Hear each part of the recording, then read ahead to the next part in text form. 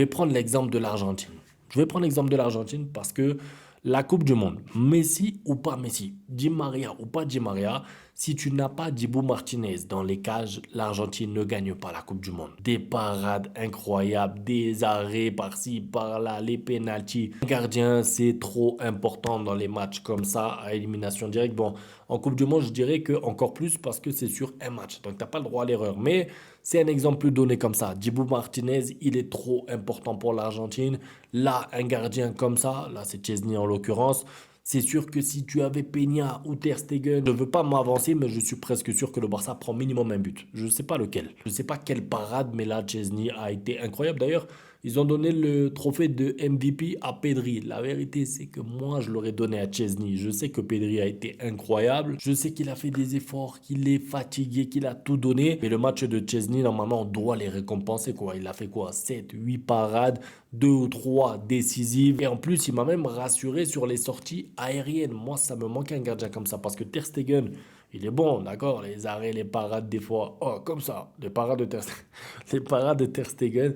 Des fois, il y a des photos, il est comme ça ou comme ça. Donc, à la fin, on dit, oh, il fait des arrêts comme au handball. D'accord, mais la vérité, c'est que les plongeons, sur les plongeons, Chesney est largement meilleur. Et les sorties aériennes, que ce soit sur les corners, etc., je sais pas, il m'inspire confiance. Ça veut dire que quand il y a corner pour Benfica, j'avais pas peur. Je savais que, hop, sorti, tranquille, il prend, il garde la balle. Franchement, j'aime beaucoup. Pour revenir à ta question et le parallèle avec Courtois, la vérité, c'est que oui, avoir un grand gardien, ça fait la différence pour aller loin. Sauf si, évidemment, tu as une équipe qui met des 7-0, des 5-2. Tu peux avoir un gardien moyen parce que de toute façon, tu vas mettre 5 buts. Là, ce qui se passe en ce moment, c'est que Lewandowski est un peu moins bien. Lamine Yamal, il est un peu irrégulier en ce moment. Et Rafinha, bon, il a marqué hier, mais son match n'était pas incroyable. Donc, t'as pas une très grosse attaque. Tu reposes bien sûr sur ta défense et ton gardien. On n'a plus vu Palvidis après l'entrée d'Araujo. Penses-tu qu'il aurait dû commencer? C'est vrai qu'Araujo, une fois qu'il est rentré, en fait, c'est un joueur qui aime le contact. C'est un joueur qui aime les blocs bas. Donc, forcément, Araujo, il est dans son élément.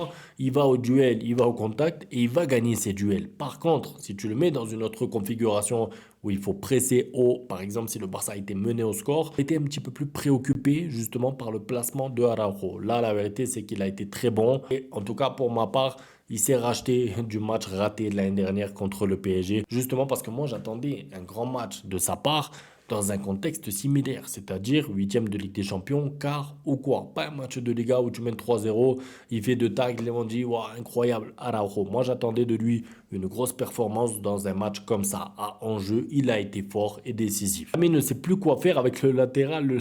Le latéral l'a bouffé. La vérité, c'est que tu as raison. Il a perdu la majorité de ses duels, mais ça va arriver dans d'autres matchs. Il ne peut pas gagner non plus tout le temps, tous les duels contre tout le monde. Et je vous ai dit, moi, ce défenseur-là, là, arrière gauche, Carreras, pour moi, dans un an ou deux, il est dans un très grand club. Benfica est un bon club, mais dans un top 8 européen. Franchement, il est fort. Très difficile à passer, il anticipe très bien, il est bien placé offensivement, il déborde.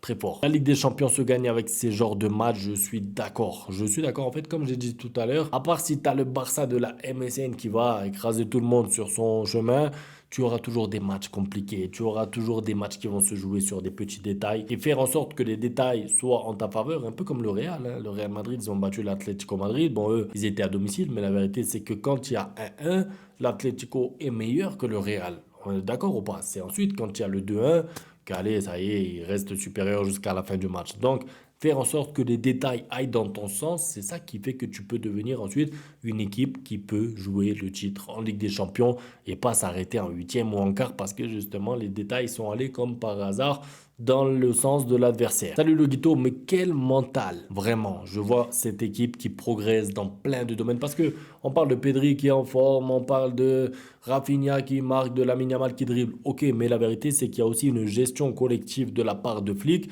sur tout ce qui est mental, sur la préparation du match aussi je pense. Il fallait tenir quand même à 10 contre 11 là-bas au Portugal. Ils l'ont fait pendant 25-30 minutes. Donc pour moi c'est fort et c'est un signe que le Barça peut avancer sereinement vers la suite. La suite, c'est quoi? D'abord, c'est la Liga et ensuite, c'est le match retour. Je ne m'avance pas trop dans cette Ligue des Champions. C'est tout pour la vidéo. Un grand merci à tous pour le soutien. On se retrouve demain pour la suite. Ciao.